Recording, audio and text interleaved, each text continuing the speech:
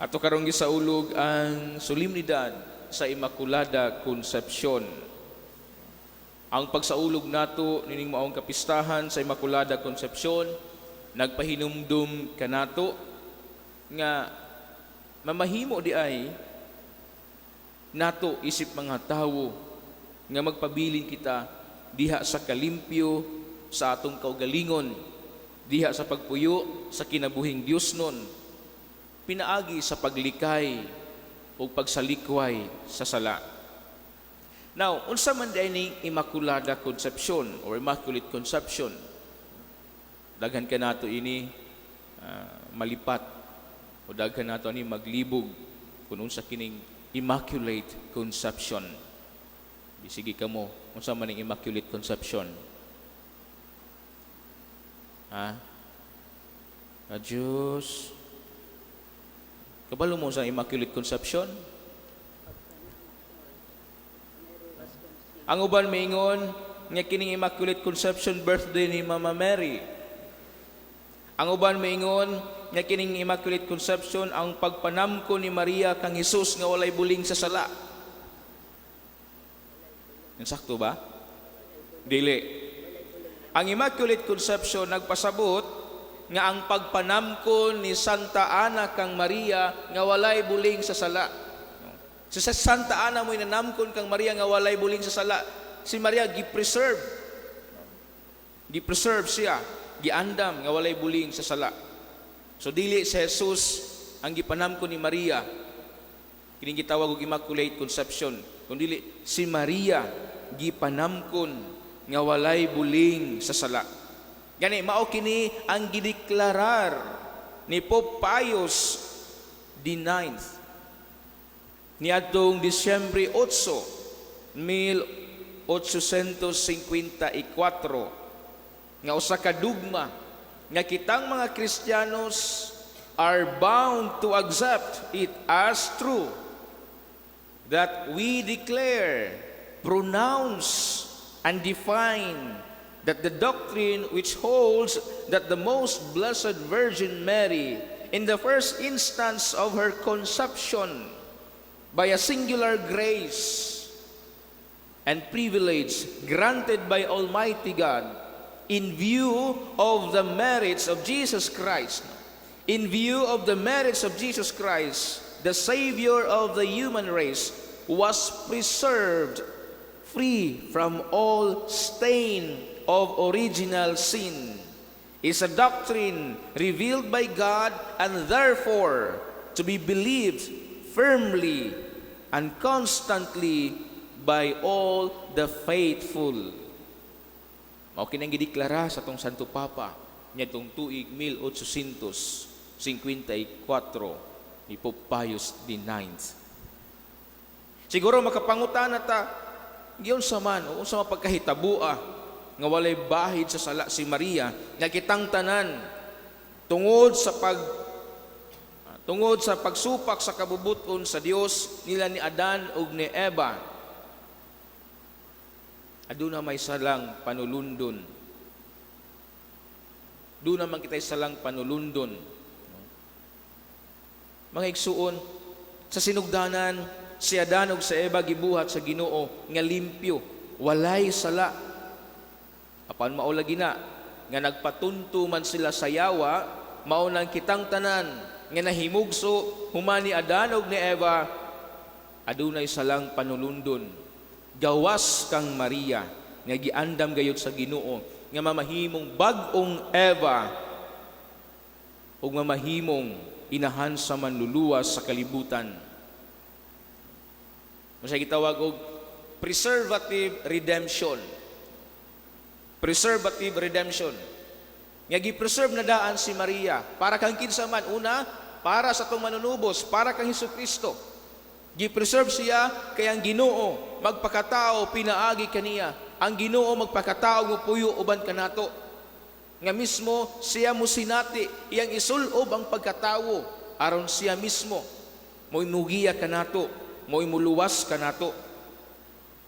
Ikaduha, si Maria gi-preserve nga walay buling sa sala para nato. Para nato, gitawag og curable redemption.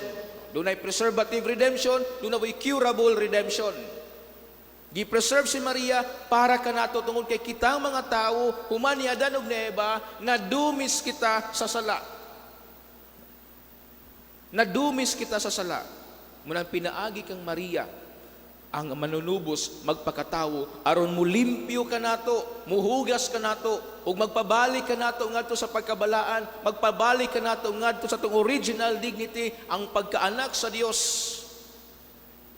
Ug aron madala kita ngadto sa gingharian nga walay katapusan. Gawas no sab si Maria sama kanato. Gawas nun siya sa pagbuhat ug sa iyang buhaton sama kanato mga tawo. Apan si Maria nagpabilin siya nga nagmasinugtanon sa kabubuton sa Ginoo. Sa may gingon, matuman unta ang imong pagbuot. Matuman unta ang imong pagbuot. The fiat of Mary. Ang pag-uo ni Maria nagdala kanato sa kaluwasan. Ang pagsugot niya sa kabubuton sa Ginoo mo'y nag-abli sa ganghaan sa kaluwasan para kanato. Pinaagi kang Maria na pamatud-an nga uban sa grasya sa Dios atong mahimo ang pagdumili, ang pagsalikway, ang paglikay sa sala, paglikay sa dautan, o pagpaningkamot sa pagpuyo sa kinabuhing Dios nun. Usa sa mga butang nga nagpamatuon nga si Maria, walay buling sa sala, mao ang katong annunciation. Sa may gingon sa anghel nga si Gabriel, Ave Maria, gratia plena, Hail Mary, full of grace. Full of grace, meaning to say, walay sala. Kay puno siya sa grasya. Full of grace. Muna usa sa mga butang nga nagpamatuod, nga si Maria, immaculate, immaculada, walay buling sa sala. Si Titus, nagingon, the grace of God teaches me to say no to ungodliness. Ang grasya sa Ginoo nagtudlo kaniya sa paglikay sa mga butang nga makapahugaw sa kalag sa tawo. Mga igsuon, sa atong pagsaulog ining Santos nga misa o pagsaulog nato sa kapistahan sa Immaculada Concepcion, atong pangayuon nga ang grasya sa Dios mupadagayday kanato, ang grasya sa Dios mao'y magagiya kanato, magpalikay kanato diha sa mga kadautan ining kalibutana. Magpalikay kanato sa pagbuhat o mga buhat nga magtukmod kanato ngadto sa kalaglagan. O pangayoon nato ang panabang sa tong langit ng inahan nga si Maria, nga pinaagi usab siya mga panigingnan, ilabi na sa iyang pagsanong sa kabubuton sa Dios. Mausab ang ato ang mapuy-an diha sa tong tagsa-tagsa kakinabuhi nga sa kanunay magmatinumanon kita sa kabubuton sa Ginoo aron sa ingon atong malikayan ang sala, atong masalikway ang pagbuhat sa dautan ug magpabilin kita diha sa grasya ug gugma sa Ginoo, magpabilin kita diha sa kabalaan ug pinaagi kang Maria makasulod kita ngadto sa ganghaan sa kaluwasan. Amen? Amen. Viva Maria! Palihog manindog, ug ato ipadayag ang atong pagtuo diha sa pag-ingon, nagatu ako sa Dios nga Amahan, makagagahom sa tanan, magbubuhat sa langit ug sa yuta, ug sa tanang mga makita ug dili makita. Nagatu kami sa usa ka Ginoo, sa Jesucristo ang bugtong anak sa Dios, gianak sa Amahan sa wala pay katuigan. Dios gikan sa Dios, kahayag gikan sa kahayag. Matuod nga Dios gikan sa Dios nga matuod. Gianak dili binuhat usag kinaiya sa Amahan. Pinaagi kaniya nangahimo ang tanan. Tungod kanatong mga tawo ug alang sa tong kaluwasan. Mikanaog sa gikan sa langit.